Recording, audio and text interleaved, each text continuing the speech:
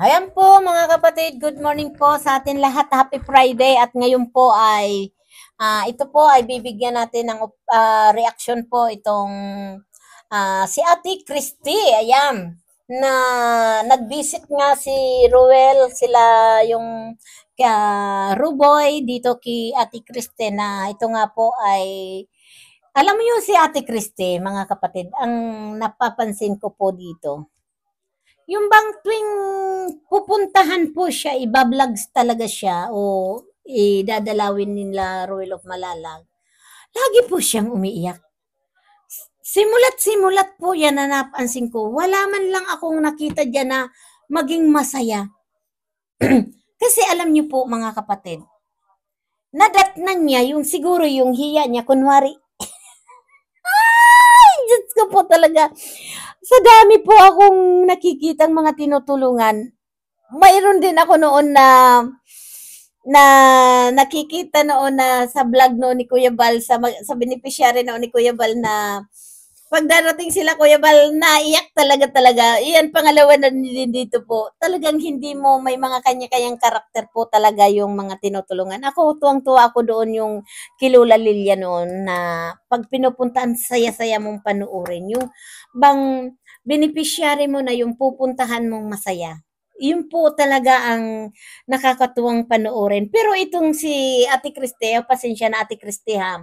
Ako ay yung totoo lang, yung real talk lang ang sinasabi ko sa talaga dito na wala ka man lang kaganaganang panuorin siya dahil po naiyak at kung anong mga chismis at kung ano ka, tanggapin mo yun dahil iyon ang real talk mo. Iyon kung paano ka natuklasan kaya ka tinulungan dahil yun po yung katotohanan na gustong ibago sa buhay mo. At dahil sa mga anak mo, alang-alang sa mga anak mo po, kaya po yung naantig ang mga kababayan natin, natulungan ka, pabahayan ka, maiahong ka doon sa kahirapan kung anong buhay na mayroon ka. Pero parang hindi mo pinahahalagaan. Wala kang ginawang ano, yung mga sagap-sagap na kung ano diyan yung chismis diyan sa paligiran mo. Normal na ikaw ay machichismis ka talaga o kung ano dahil kung iyon ang lagi dahil yun po yung nakaraan mo. Kaya dapat po diyan sa opinion ko, kung ano ka noon, ipakita mo ngayon na tinulungan ka ng kalingap. Tinulungan ka na ni Ruel of Malalag dahil sa kung anong mayroon ka noon. Yung nakaraan mo ngayon. At ngayon nga, yung mga anak mo, dapat yun ang isipin mo. Yung ngayon, hindi na nun ano. Kung ano man ang maririnig mo tungkol sa'yo, ignore dahil yun po talaga mapapag-usapan yun dahil yun alam nila kung ano ka noon. Mawawala yan kung ipakikita mo sa sarili mo na talagang nagbago ka dahil yan sa tulong ng kalingap ni Ruel of Malalag at ng mga sponsor na nagmahal sa iyo.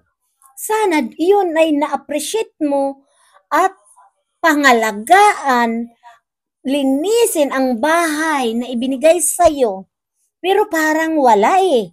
Kung ano kang nakita noon, Ate Christy, sasabihin ko ng totoo, kung ano ka noon natuklasan at napabayhayan, ganun ka pa rin ngayon. Walang pagbabago. Sana naman, ma-appreciate mo o pangalagaan mo kung anong mayroon na ibinibigay sa iyo ang kalingap ni Ruel of Malalag. Hindi puro yung chismis diyan sa kapaligiran mo.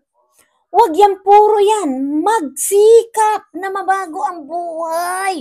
Ate Christy, gising-gising, alang-alang sa mga anak.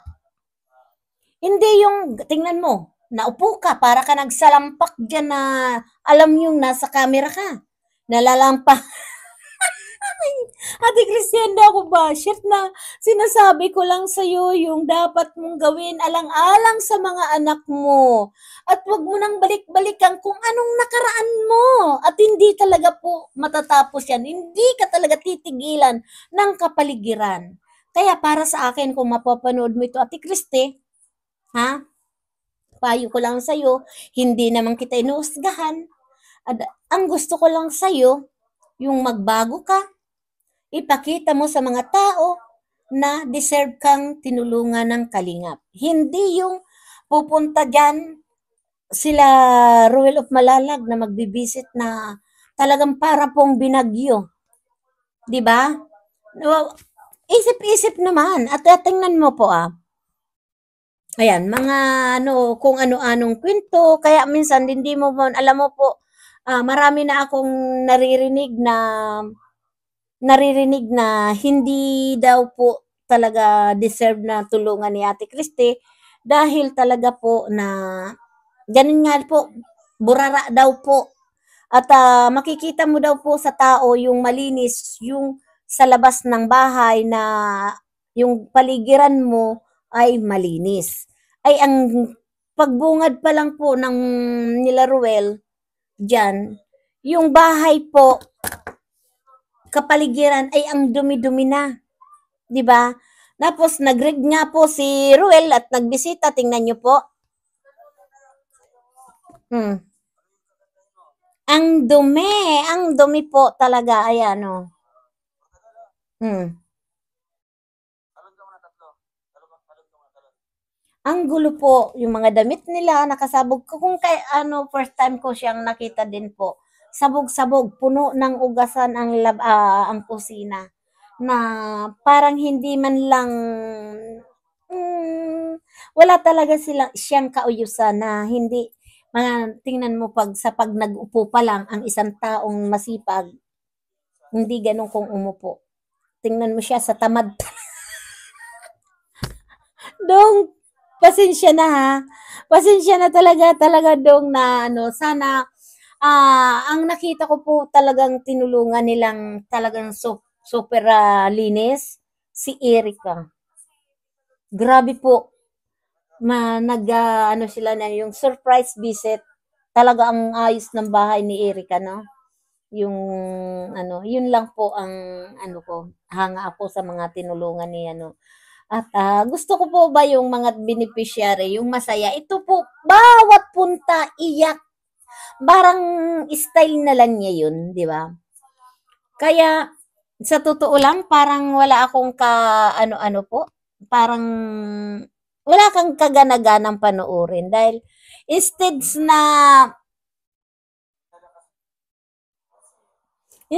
pa nagaganahan yung mga tumutulong, yung bibigyan ka, ewan ko lang po kung matutuloy pa yung ano nila, tindahan pa, pero isa pa rin po yun na baka, ay nakaw, mahirap ay, nako, dahil pag alam niyo po, ang isang taong gustong magbago, sa simula pa lang po yan, magbabago na. Oh, tingnan niyo po, na, 'di ba? Na-surprise tayong lahat noon. Na iblinag siya na hindi man lang walang nakaalam na ito pala ay buntis, nalaman na lang yung nanganak. Ayun po ang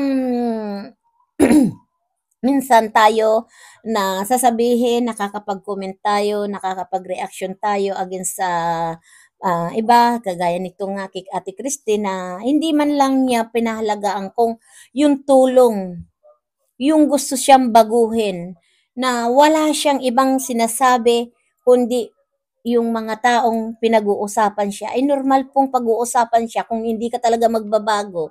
Normal po yun. At lalo na nga po, kaiinggitan ka dahil maraming natulungan, ikaw pa ang natulungan talaga ng ni Ruel of Malalag at ng mga sponsor na pili kang ikaw ang pababahayan, di ba?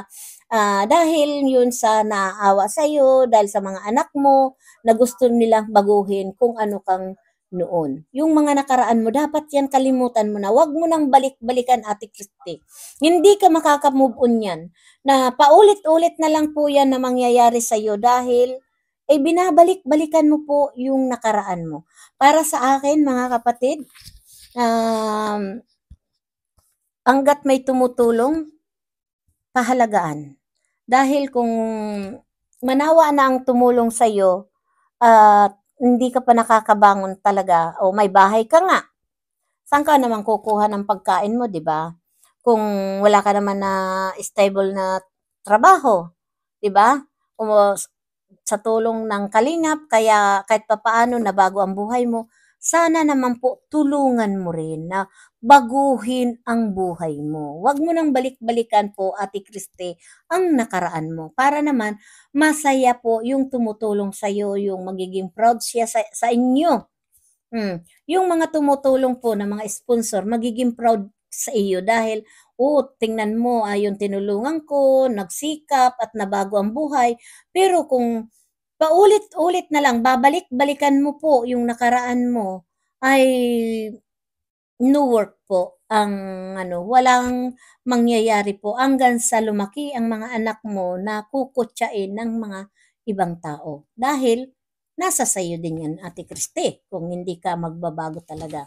Dahil marami naman diyan na kagaya sa'yo, pero po ay ayaw na nilang balik-balikan ang kanilang, buhay na kung anong mayroon sila noon dahil ayaw nila kung maaari, 'di ba?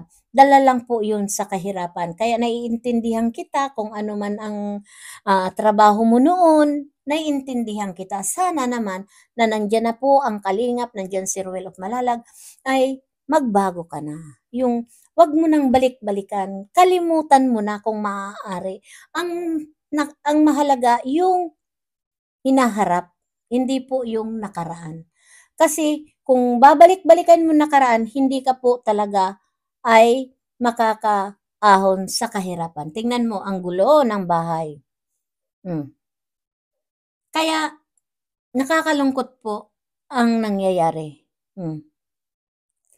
Kaya sana, Ate Christy, yung ganyan ay matuto po tayong makisama, matuto tayong, pangalagaan kung ano ang natanggap mong mga blessing, kagaya po ng bahay na 'yan, pangalagaan niyo po kasi, ah, malaking, bagay din po 'yun, yung pinaghirapan ng ating mga kababayan ay para lang po mabago ang buhay mo. So ayan lang po mga kapatid, suportahan po natin sila Kuya Bal Santos Matubang, Ate Edna Vlogs, Kalingap Rab at, ito po si Ruel at si Richelle, ang mga Roboy po. Suportahan po natin dahil sila po ay tumutulong talaga, patuloy na tumutulong sa ating mga kababayan na mga naghihirap talaga mga kapatid.